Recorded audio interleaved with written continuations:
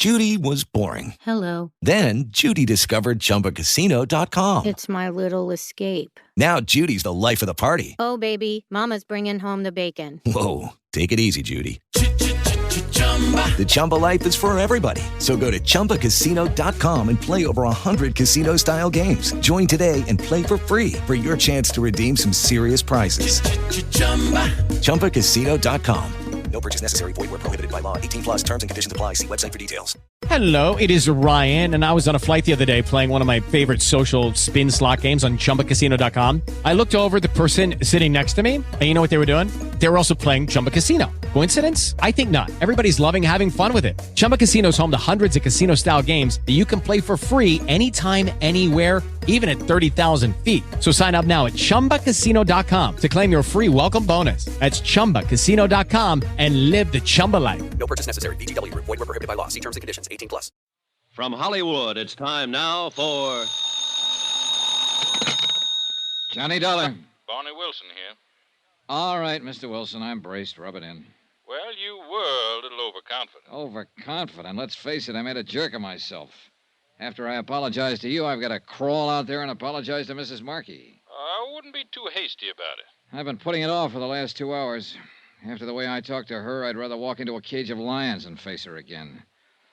But I thought her husband was alive, and I thought she knew it. Then your boys have to go and pull his body out of the surf. Well, that's why I called. I had a tag for an out-and-out insurance fraud. Mr. Dollar, the way it looks right now, I don't know what it is. It was probably murder. What else? Look, if you want to lose your mind, you come on over here to the morgue. Why? What do you mean? Mr. Dollar, I've been a detective for 20 years, but I've never hit one before that was as crazy as this.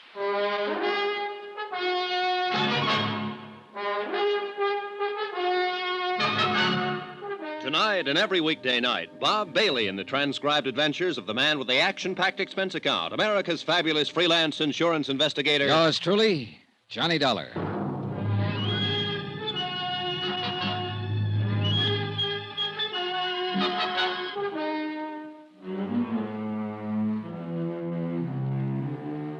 From Special Investigator Johnny Dollar, location Miami Beach.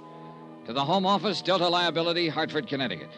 Assignment, the Fathom-Five matter.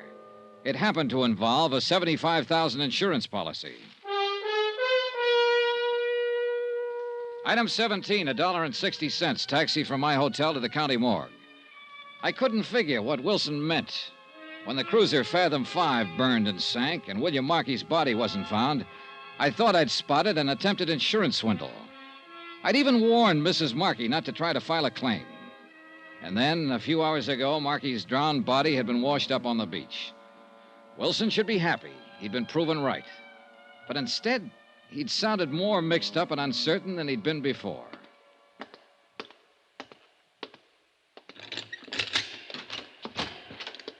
Come on in, Mr. Dollar.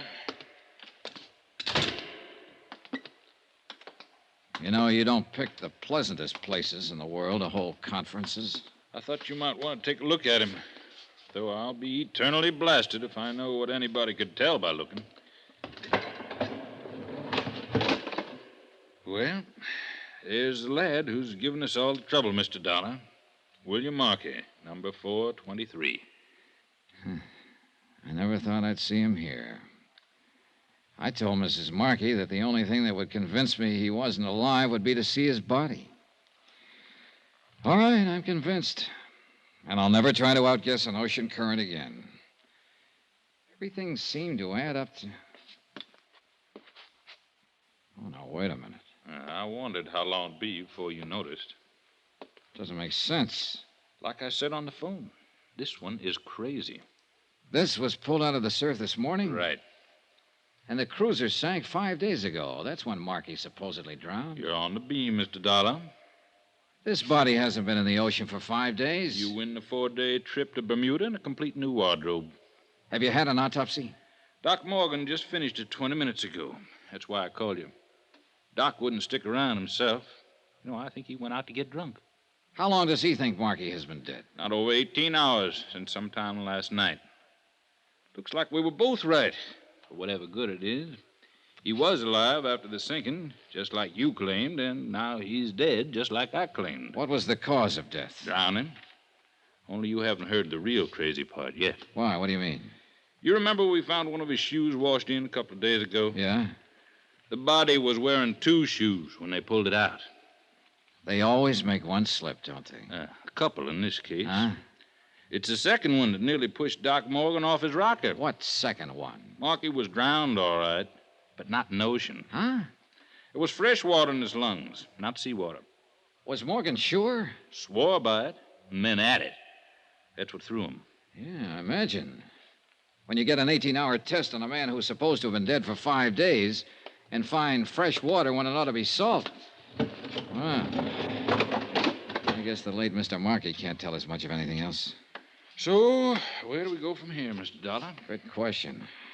You haven't found the car yet, huh? The one Markey bought under an assumed name? No, but I gave the boys an extra prod to bear down on it. Half the town force is out looking for it now. Wonder where he was hiding out for those 4 days. What I want to know is who killed him and how and why. Oh, the why is fairly easy. It's the who and how that carry the question marks.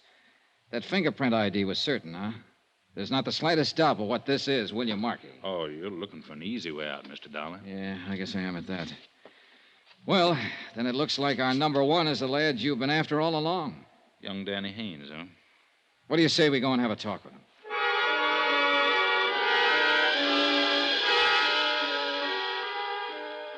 Only one thing was wrong with the idea. It didn't work. Haynes wasn't in, and the clerk at his hotel said he hadn't seen him all day. The night clerk admitted that he'd slept through most of his shift and wasn't sure of anything. We searched Haynes' room and found nothing.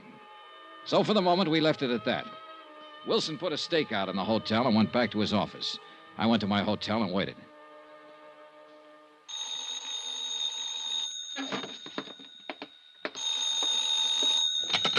Johnny Dollar. Barney Wilson. Yeah, what's up? We finally got a break. The boys found that car. Where? Parked at the curb out on the east side of town.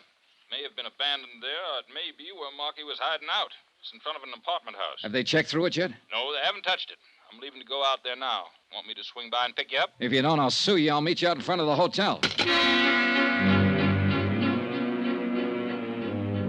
We stopped a block away and walked up to the apartment house. The car was still parked at the curb, and the plainclothes man watching it said no one had been near it. We went on inside and found the landlady, identified ourselves, and started questioning her. Luck seems to still be with us. Well, you see, most of my guests are permanent, as you might say, or at least as permanent as renters ever are. Yes, we understand. In fact, the only unit I've let in the last 2 months is number 14. That's up one flight with a pull-down bed. When did you rent that one? Well, let's see now. I think it was about 10 days ago. He paid a month's rent in advance. He? What was his name? Mr. Jones, a very nice, quiet, middle-aged fella. Live by himself? Oh, yes, and never went out much. After he moved in, that is. He didn't stay here for the first 4 or 5 days after he rented it. Until the night the Fathom-Five sank. When did you see Mr. Jones last? Well, it's a funny thing.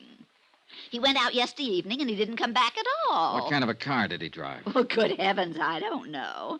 But you can look for yourself. It's parked out there at the curb. A friend of his brought it by a while ago. What? What's the friend's name? Why, I didn't ask him. He's an awful nice young fella. He said Mr. Jones was going on a trip and sent him to pick up his belongings. And he had Mr. Jones's key, so I decided it was all right. He's up there packing now.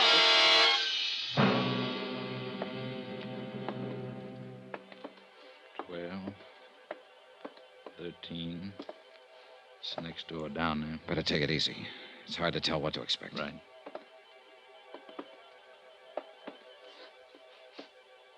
He's in there, all right. Try the knob. Easy. It's locked. And there isn't much choice. Who is it? Open up, Haynes. We want to talk to you. I said open up. Get away from that door. Watch it, Wilson. I'm warning you, don't try to come in. Well, we know now what to expect. I'll cover the door here, Dollar. You go down and tell Dave to cover the outside windows and call in for a couple of squad cars. Right. Hey, he's going out that window. There must be a fire escape. Come on, let's hit the door.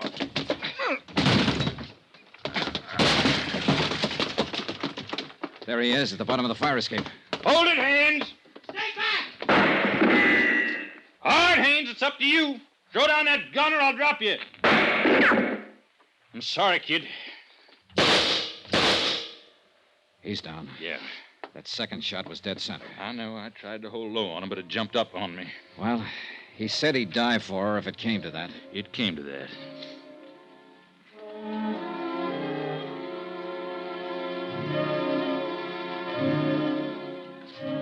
It was after dark when Wilson and I drove out to the Marquee Beach House. There were no lights on and nobody answered the doorbell. So Wilson forced entrance and we shook the place down. We found evidence of a struggle in the study and in the bathroom. Water from the bathtub had overflowed behind the tile and was still seeping out along the baseboard. We found a dressing gown of Mrs. Markey stuffed in the back of a closet, soaking wet. Piece by piece, Wilson collected his evidence, and the picture became more and more clear. He phoned in for a fingerprint crew and went on working. I left him there and went back into town to my hotel and took the elevator up to my room.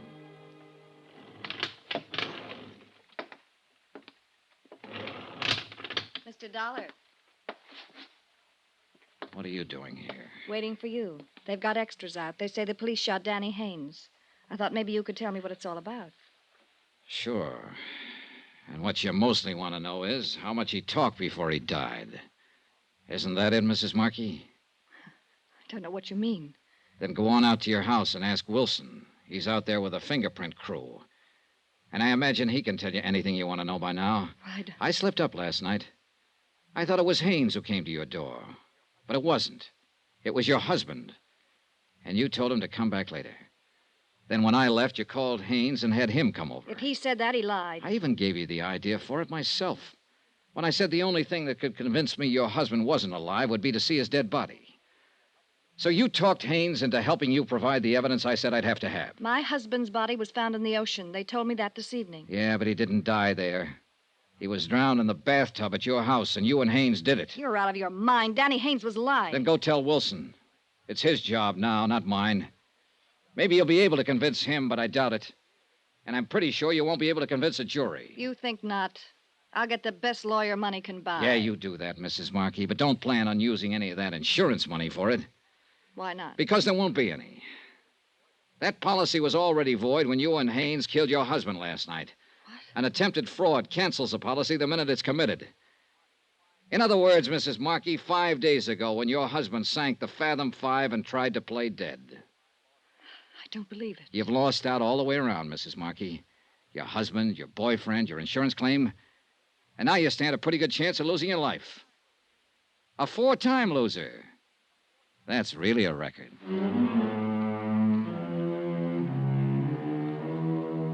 Expense account item 18, $321.60. Hotel and incidentals in Miami and transportation back to Hartford. Expense account total, $684.95. End of account, end of report. Remarks? You quoted a line of Shakespeare at the start of this case, Ralph. Full Fathom-Five, thy father lies. Well, you're wrong. It turns out to be the widow who lies, and lies, and lies. Yours truly, Johnny Dollar.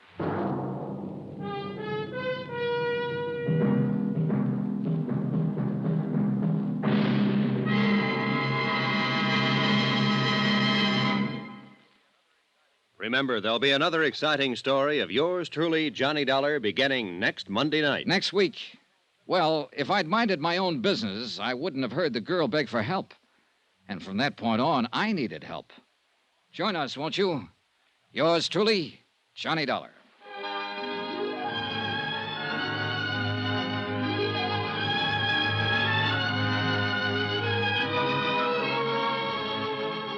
Yours truly, Johnny Dollar, starring Bob Bailey, is transcribed in Hollywood. Written by Les Crutchfield, it is produced and directed by Jack Johnstone. Heard in this week's cast were Mary Jane Croft, Barney Phillips, Carlton Young, Eleanor Audley, Sam Edwards, Shep Menken, and John Daner. Musical supervision by Amerigo Marino. Be sure to join us on Monday night, same time and station, for another exciting story of yours truly, Johnny Dollar. This is Roy Rowan speaking.